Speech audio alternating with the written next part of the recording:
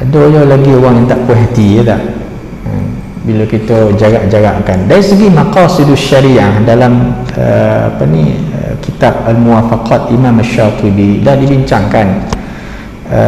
Kita punya amalan ni, bagi contoh solat berjamaah ni lah, solat berjamaah ni memang ada arahan. Saya pernah dah sebut sebelum ni, ada arahan supaya merapatkan saf, merapatkan saf.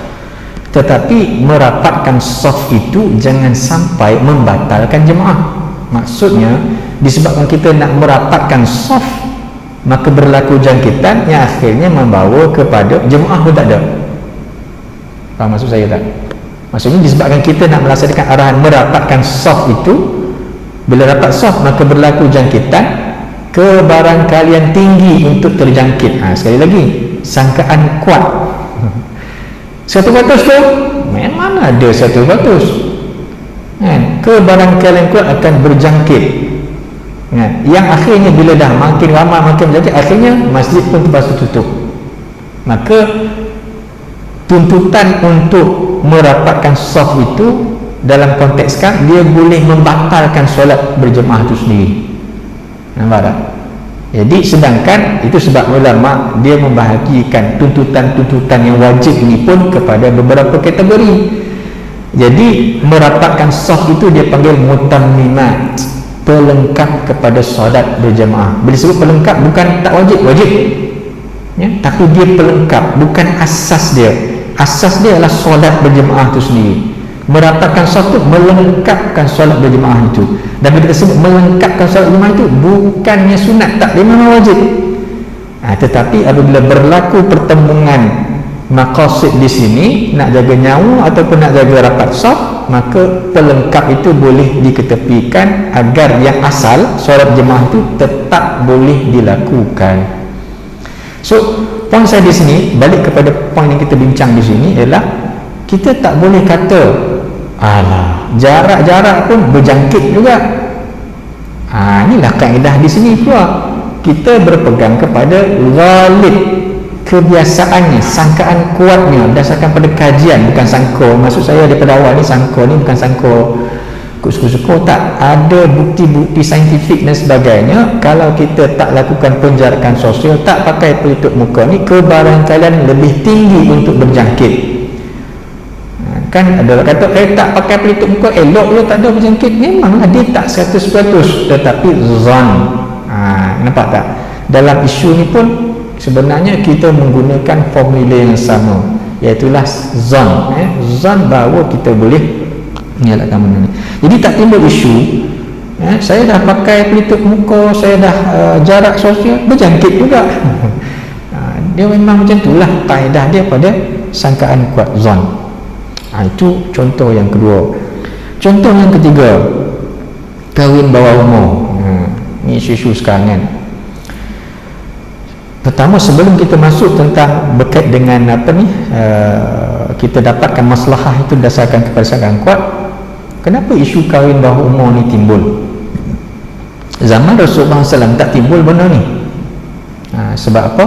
Sebab kepimpinan keluarga mutlak milik lelaki. Maksudnya nasib masa depan seseorang anak perempuan bergantung kepada kepimpinan lelaki, sama ada lelaki itu suami, bapa, ya, sehingga ada namanya wali mujbir. Wali mujbir ni dia boleh nikahkan anak dia dengan siapa-siapa yang dia rasa soleh, sesuai, tanpa rujuk kepada anak perempuan dia tu. Ini hukum asal dia. Tapi zaman sekarang tuan-tuan dan puan, benda tu tak boleh berlaku. Bukan tak berlaku, jarang nak berlaku benda tu. Orang marah macam tu, dia kata kahwin paksa. Biasanya bila cakap macam tu, orang akan merujuk sebagai menafikan hak perempuan, hak anak gadis. Tapi orang jangan sebut, sebenarnya itu menunjukkan kualiti kepimpinan bapa tu. Kan bapa hari ni pun macam-macam kan. Ada yang jual anak dia pun dia anggap benda ni boleh tak boleh apa semua berdasarkan meracuk maslahah apa. Itu maslahah juga, dia nikahkan anak tu atas maslahah apa. Kadang-kadang dia nikahkan atas maslahah material semata-mata, tak tengok dari sudut maslahah agama dan sebagainya, banyak berlaku.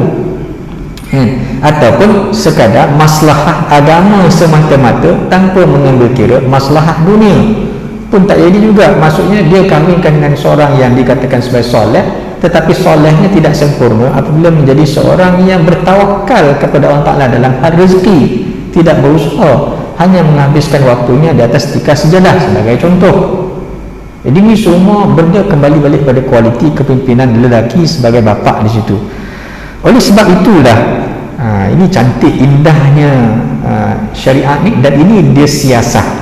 Ini dia siasah. Bila kualiti kepimpinan bapa ni makin menurun, zaman kita ni lah ya, zaman kita ni menurun, maka maslahah anak perempuan itu ada risiko.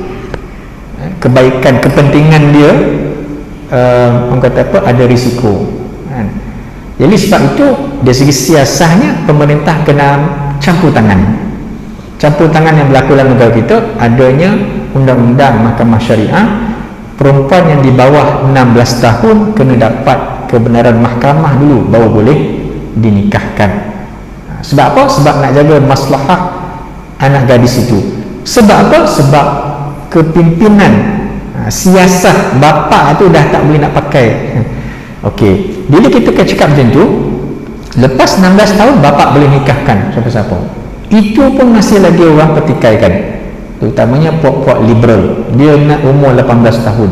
18 tahun ni pun sebenarnya boleh bincang lagi apa istimewa angka 8 boleh ni sebenarnya kan. Dia sebenarnya bukan isu angka 8 boleh ke 6 boleh ke, tapi isu dia lah maslahah kan. Jadi bila sebut macam tu, kita tak boleh jadikan hujah kes-kes terpencil di mana anak gadis yang berusia 16 tahun ataupun 17 tahun dinikahkan oleh bapa dia, kita katakan sebagai menzalimi disebabkan kes-kes begini, anak ini teraniaya. Tak boleh jadi itu. Sebab itu hanyalah kes-kes terpencil. Kebiasaannya al-aghlab, kebiasaan, kebanyakan yang kita kena pegang pada dia, orang perempuan hari ini nikah umur apa? Jarang kita jumpa umur 7 boleh ya tak? Paling tidak SPM dulu ni. Saya pun tak faham juga. Mungkin adalah sebab-sebab dia tu, maslahah dia habis belajar dulu. Ada betulnya. Sebab zaman sekarang ni isu maslahah juga. Bila dah bernikah, seorang sahaja yang bekerja tak cukup dari sudut sara hidup. Zaman sekarang punya tuntutan, jadi dua-dua kena kerja. Jadi kalau ada pelajaran tu, dia dapat kerja yang lebih baik dan sebagai panjang cerita lah. So kebiasaannya zaman sekarang perempuan menikah mungkin lepas umur 24 tahun. Jadi kita pegang kepada kebiasaannya. Tapi kita kena ingat, ada jenis manusia dalam dunia kita, dia suka cari yang kecil-kecil ni. Ini cara fikir kita. Saya nak pergi kepada poin seterusnya ya. Dari segi politik, apabila tuan-tuan dan puan, tak kira siapa lah ya, ini saya cakap sekali lalu secara umum, siapa-siapa pun jadi pembangkang dalam negara kita ni, sistem negara kita, politik negara kita, siapa jadi pembangkang, dia tak ada apa-apa. Winner takes all. Siapa menang, dia ambil semua. Pembangkang ni tak ada kerja, dia hanya bangkang je.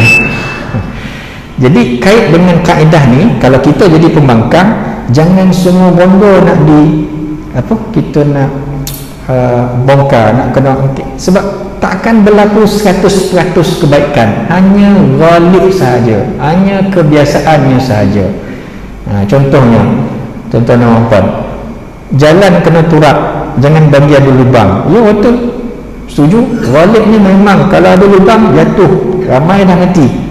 Tapi janganlah sampai tahap satu hari nanti takkan ada lubang langsung, takkan berlakunya lah kan.